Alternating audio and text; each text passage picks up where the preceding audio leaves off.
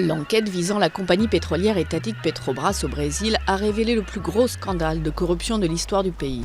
Avec une production de 2,5 millions de barils de pétrole et de gaz par jour et 86 000 employés dans le monde, Petrobras est l'une des principales multinationales pétrolières.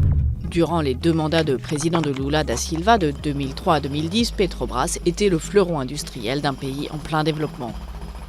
Dès 2009, les enquêteurs découvrent les premiers éléments d'un colossal système de corruption organisée dont Petrobras est le cœur.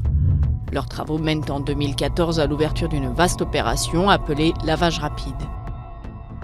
Le scandale prend une nouvelle ampleur lorsqu'un ancien directeur de Petrobras, Paulo Roberto Costa, accepte de coopérer avec les enquêteurs en échange d'une réduction de peine. Il accuse près de 50 hommes politiques, la plupart issus du Parti des travailleurs de Lula et de son successeur Dilma Rousseff, d'avoir bénéficié de milliards de dollars de pots de vin.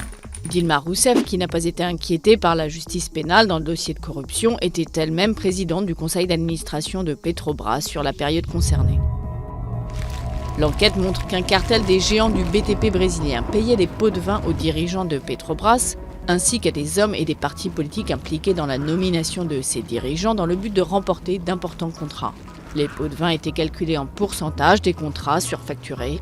La concurrence était inexistante entre les entreprises du BTP, ce qui leur permettait de gonfler les prix. L'argent volé est également soupçonné d'avoir servi au financement de partis politiques, dont le Parti des travailleurs.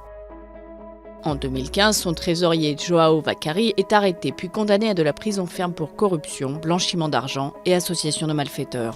Des dizaines de personnes ont déjà été poursuivies.